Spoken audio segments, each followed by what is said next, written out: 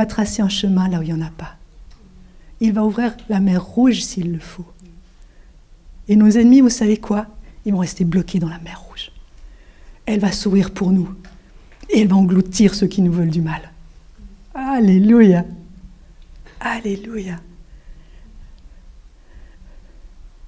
Je vous ai déjà raconté l'histoire de cette maîtresse qui posait à sa classe la question « Est-ce que vous avez un exemple de miracle ?» Et une petite fille lève la main. « Oui, moi, maîtresse. » « Oui. » Eh bien, quand le peuple d'Israël est arrivé devant la mer s'est ouverte et ils ont pu passer. Puis la maîtresse dit « Non, ça c'est pas un miracle. » Parce qu'il y avait très très peu d'eau et puis ils ont pu passer. C'est pas un miracle. Est-ce que quelqu'un d'autre a un miracle? Et la même petite fille relève la main. Moi, maîtresse. Oui. Eh bien, il n'y avait que 50 cm d'eau, mais quand l'armée égyptienne a passé, ils se sont tous noyés. Alors prenez-le comme vous voulez, mais le miracle a eu lieu. Et scientifiquement, il n'y a pas longtemps, ils ont retrouvé au fond de la mer Rouge des restes de chars, des roues du temps des Égyptiens. Notre ennemi est terrassé. Et il pourrit au fond de la mer. Amen? Voilà le programme pour lui. Et pour nous, le programme, c'est de gloire en gloire. Alléluia. Ça, c'est notre programme.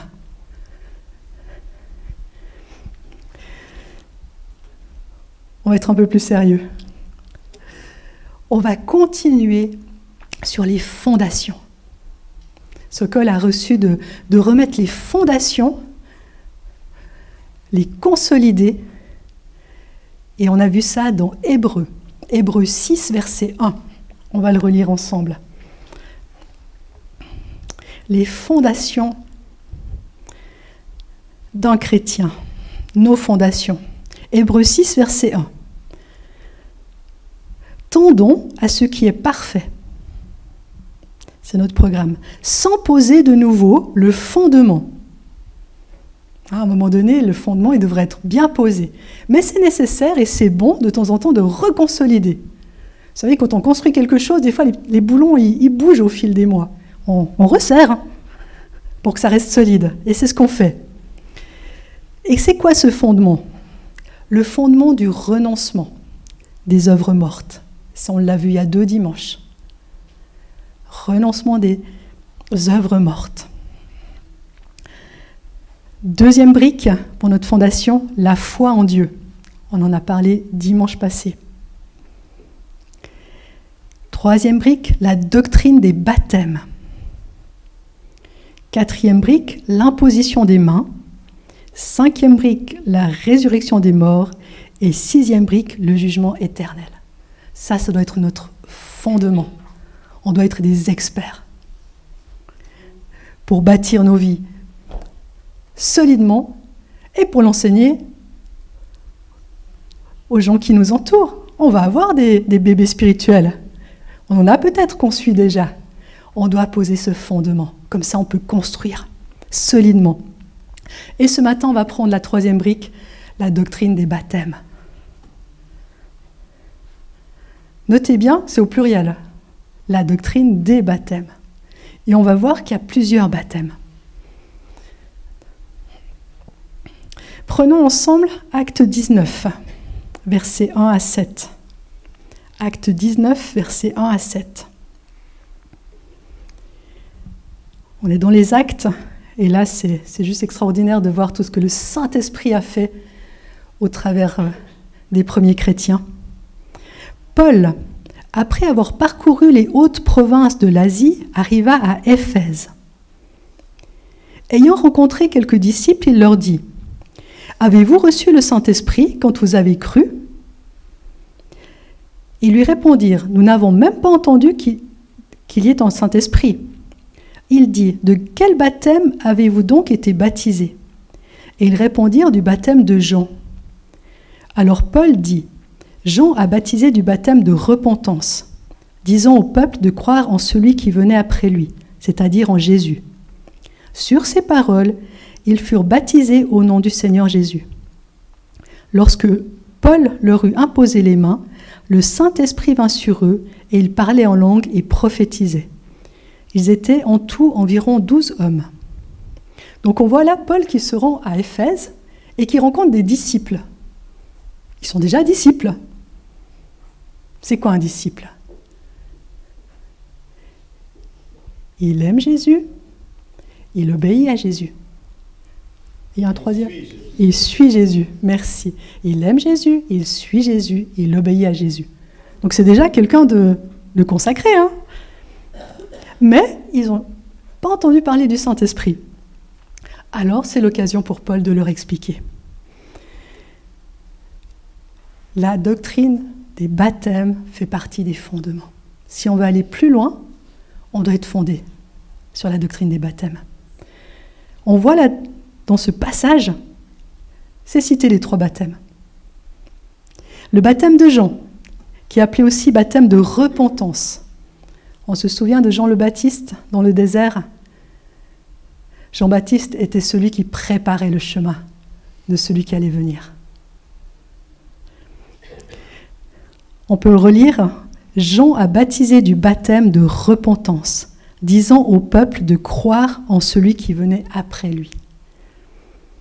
Ce baptême, c'était un baptême comme préparatoire, qui encourageait à regarder à celui qui venait, à Jésus.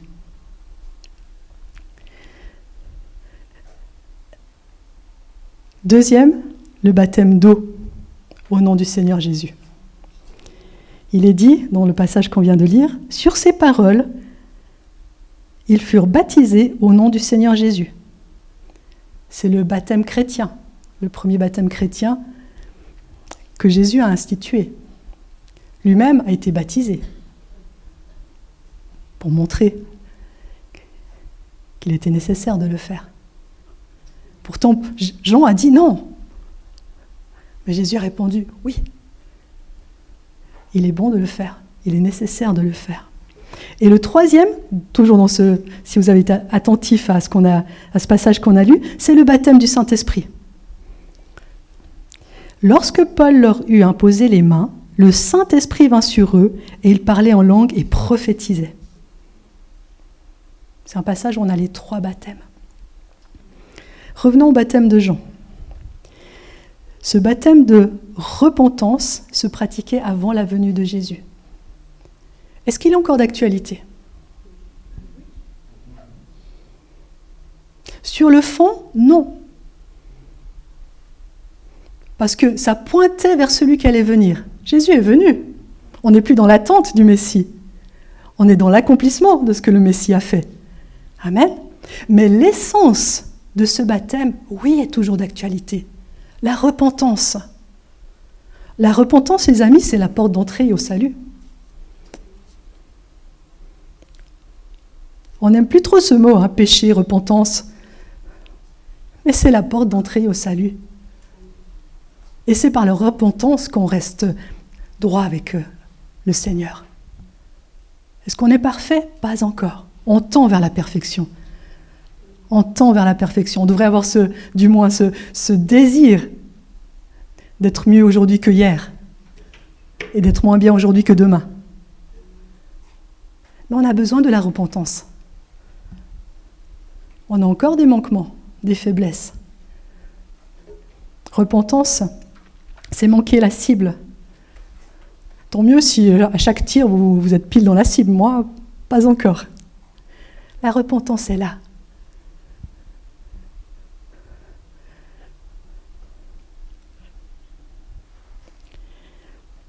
Jean-Baptiste appelait le peuple à se détourner du péché et à préparer son cœur. Et c'est toujours d'actualité. Notre cœur doit toujours être propre, les amis. Notre cœur doit toujours être prêt à rencontrer celui qui nous aime, celui qui nous a tant aimés, qui nous aime toujours. Baptême de repentance.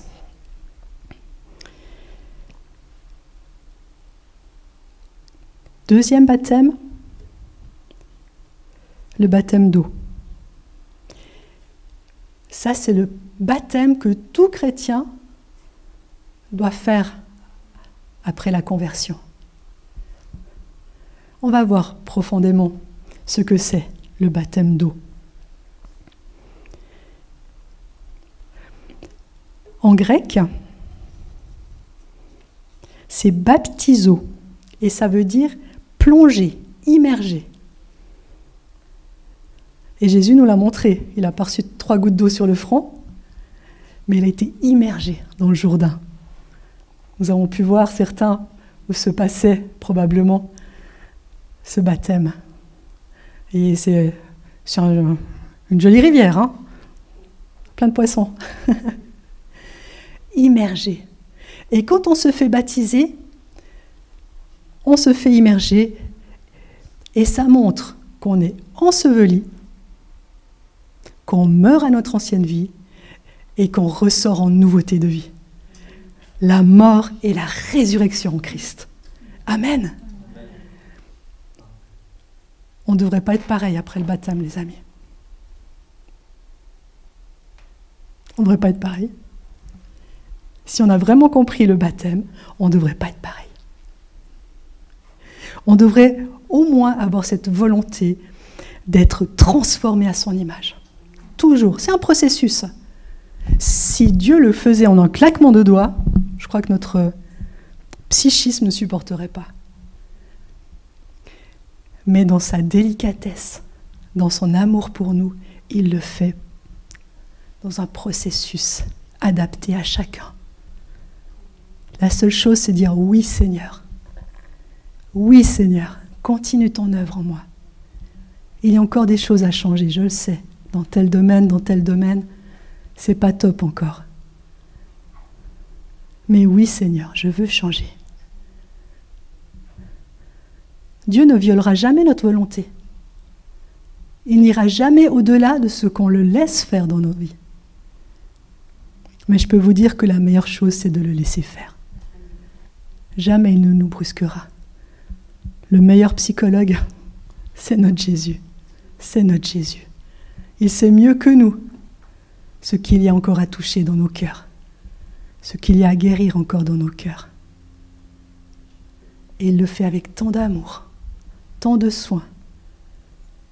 Il dit, waouh, Seigneur, mais tu as déjà fait tellement de belles choses en moi.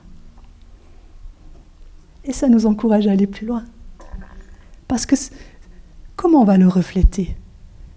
En étant toujours plus à son image.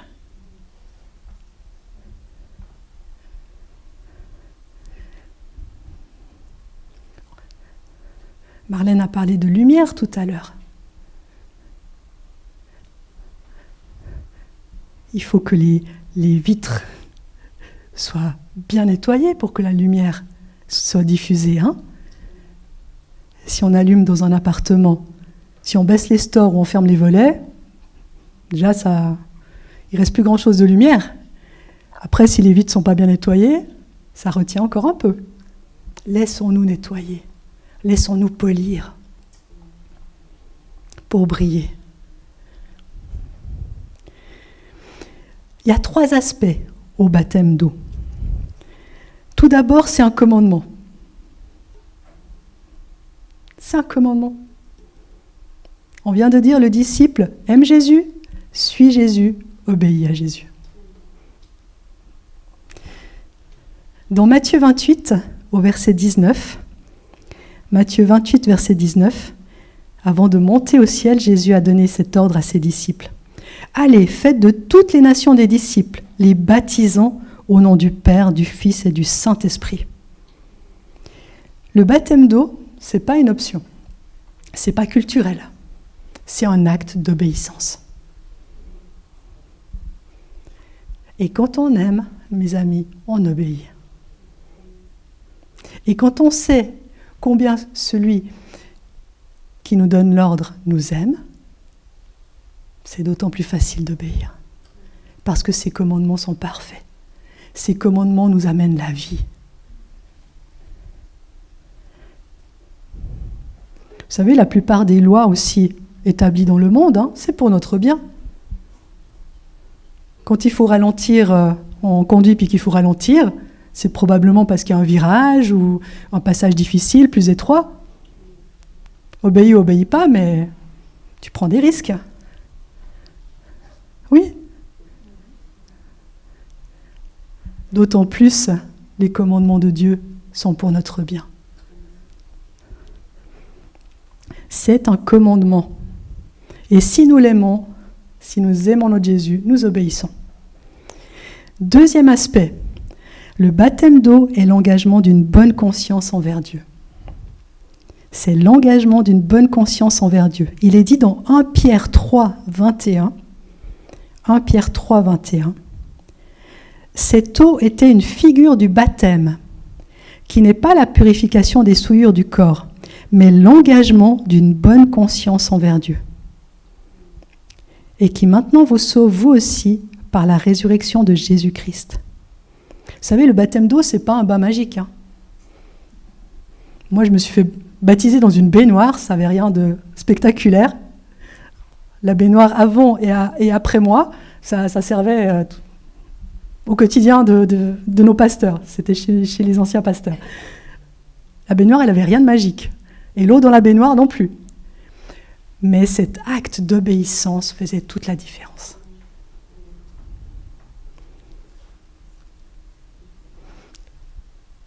On peut prendre l'onction d'huile. C'est marqué dans la parole. Des fois, on prie pour les malades en leur faisant l'onction d'huile. Est-ce que l'huile est magique? Non. Prends ton huile de tournesol ou de colza ou de...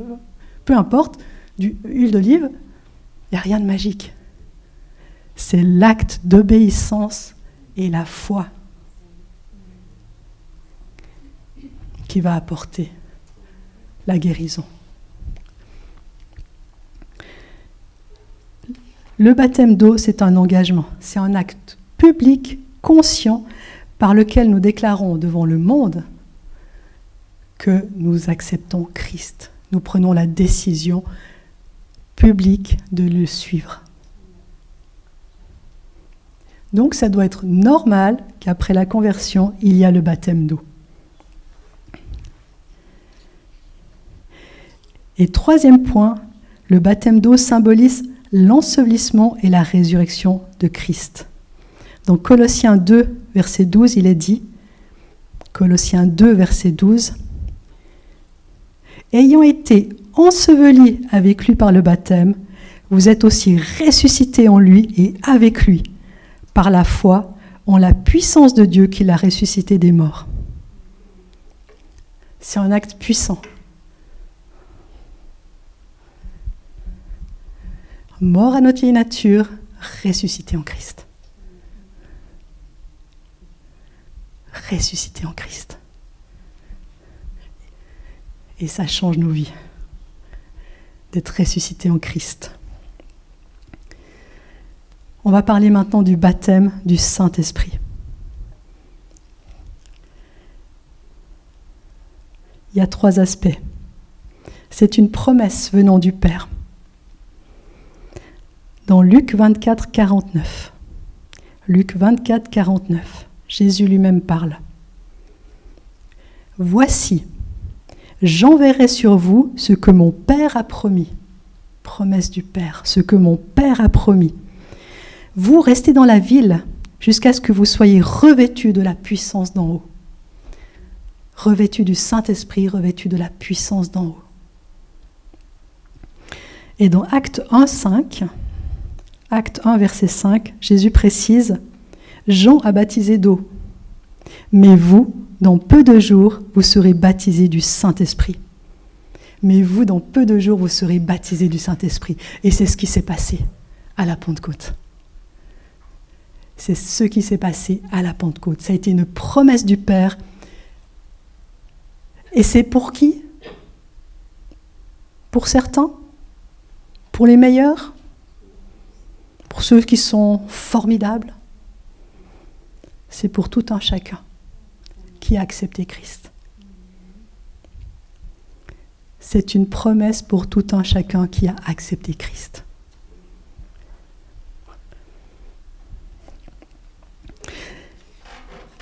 C'est une puissance qui vient sur nous. Pourquoi? Juste pour nous? pour devenir des témoins efficaces. Pour devenir des témoins efficaces.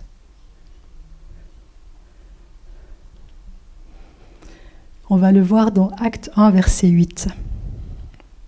Acte 1, verset 8.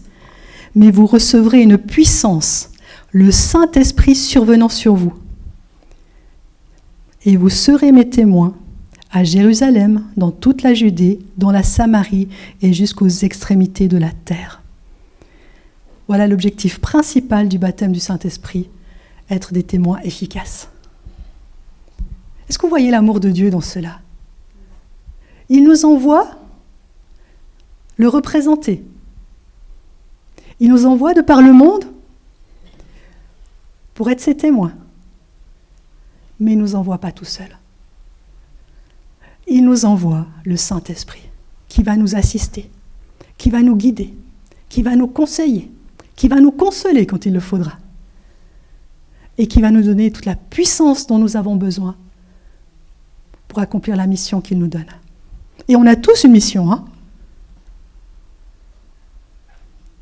Pense pas qu'il t'a oublié. Et j'aime parce que souvent, c'est les personnes qui se croient le plus incapables que Dieu va sortir et qui va faire des choses impressionnantes avec eux. J'aime ça. J'aime ça. Ne pense pas que tu es trop ceci, trop cela, pas assez ceci, pas assez cela. Parce que ce que Dieu a prévu d'accomplir au travers de toi, il va te donner toute la force pour le faire. Peu importe ton âge, peu importe ton passé. Oh, des fois notre passé il nous casse les pieds. Hein. Il y en a un qui vient. Ah, tu crois que Dieu va t'utiliser, que tout ce que tu as fait ? Eh bien justement, tu vas représenter la gloire de Dieu. Parce que s'il le fait, malgré tout ce que tu as passé, waouh, ça va être un puissant témoignage. Ça va être un puissant témoignage.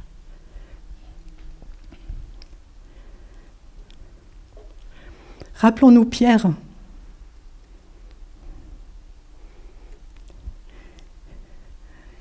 De tout son cœur, certainement, il a eu l'audace de dire « Jésus, jamais je t'abandonnerai.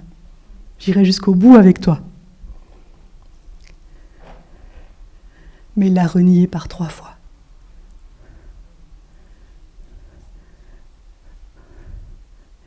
Il n'a pas osé dire « Oui, je le connaissais, je l'ai suivi, je l'aime et je le suivrai encore. » Et je pense qu'on aurait fait pareil, probablement. Mais une fois revêtu de la puissance du Saint-Esprit, il s'est passé 2 mois entre ces 2 événements. Il s'est tenu debout et il a prêché la nouvelle à tous les gens qui étaient là. Il va y avoir beaucoup de monde parce que 3000 se sont convertis. C'est ce même Pierre. Quelle a été la différence en 2 mois ? Le Saint-Esprit. La puissance du Saint-Esprit dans sa vie.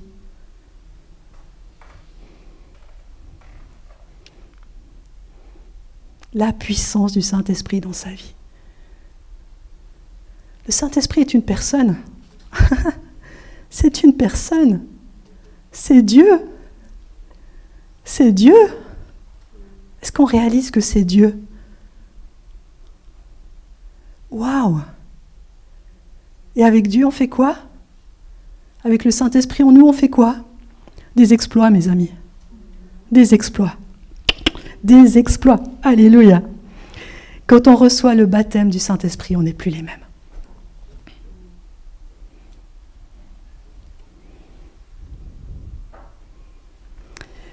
Troisièmement, le baptême du Saint-Esprit est un don de Dieu.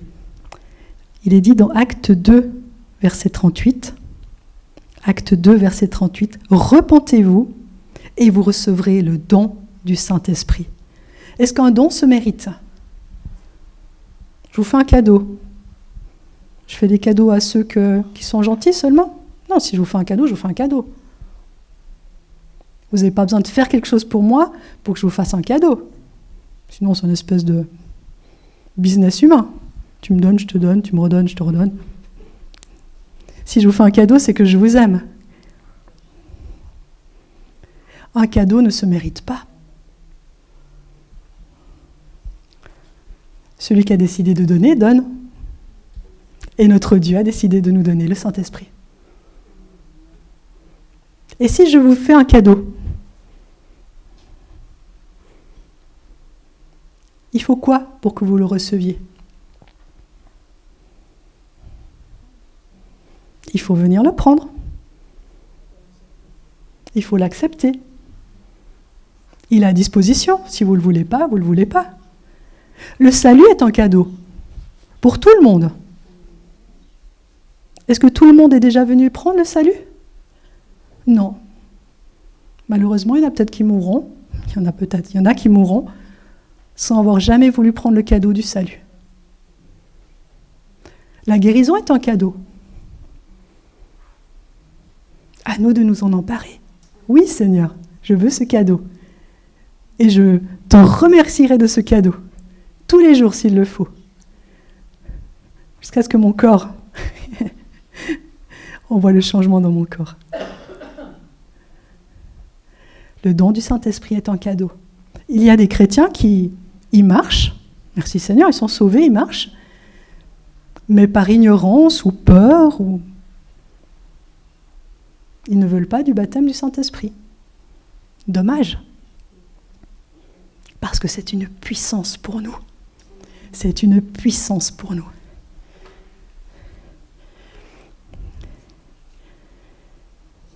Il n'y a pas à être assez saint, assez je ne sais quoi pour recevoir. Recevons-le. C'est le Saint-Esprit qui va nous aider à changer après. Ne nous limitons pas. Je crois qu'ici, nous avons tous reçu le Saint-Esprit. Si ce n'est pas le cas, venez voir ce col ou moi à la fin. Parce que tout simplement, on peut recevoir ce cadeau.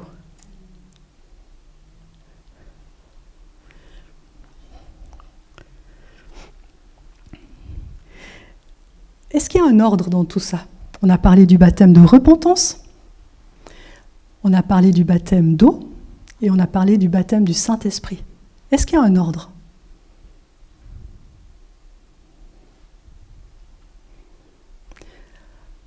Ce qu'il faut obligatoirement, c'est le baptême de repentance. Ça, c'est la porte d'entrée, je l'ai dit. Mais ensuite, baptême d'eau ou baptême du Saint-Esprit, certains vivent d'abord le baptême d'eau et reçoivent le Saint-Esprit après, ou inversement. On ne va pas prendre le temps maintenant, mais dans la parole, dans les actes, il y a les deux cas de figure. Et je pense que si je vous posais la question, on entendrait les deux cas de figure. Moi, j'ai d'abord reçu le Saint-Esprit avant de me faire baptiser d'eau. Et je crois que c'était nécessaire pour moi parce que j'étais tellement timide que ça aurait été impossible de me faire baptiser d'eau devant des gens si je n'avais pas eu la puissance du Saint-Esprit, la consolation du Saint-Esprit, le soutien du Saint-Esprit. Mais ça, c'est des étapes qu'il nous faut vivre.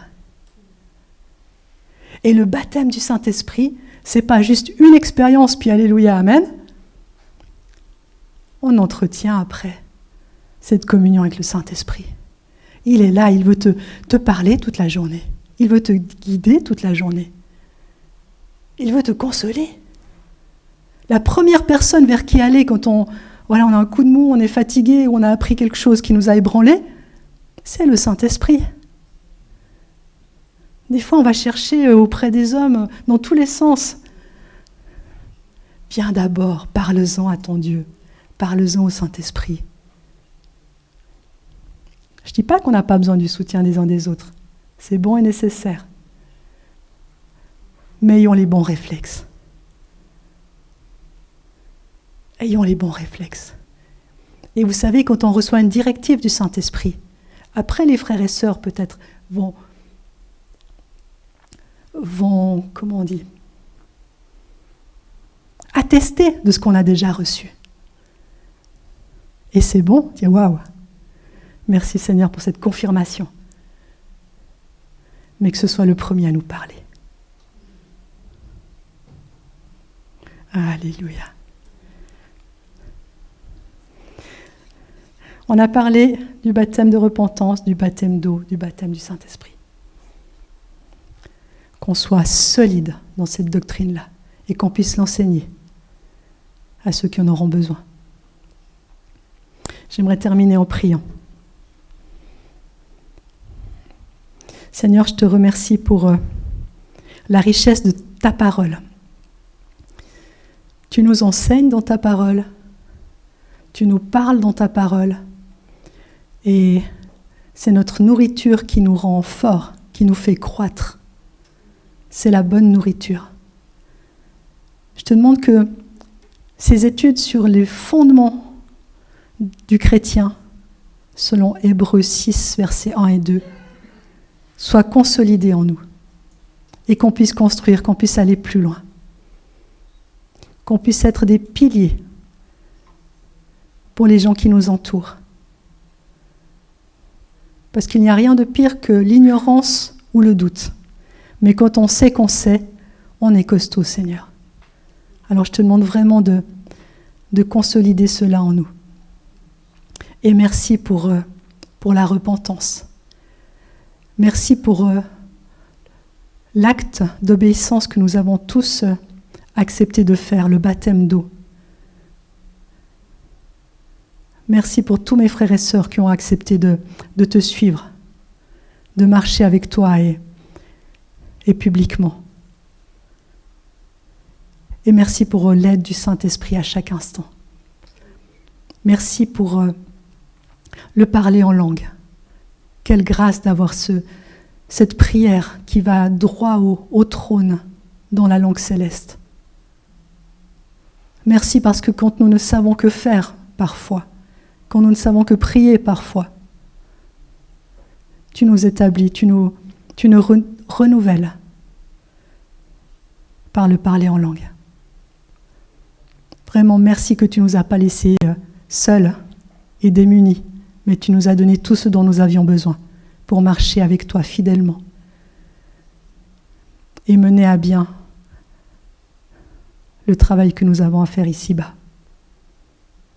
Je te demande vraiment de fortifier chacun,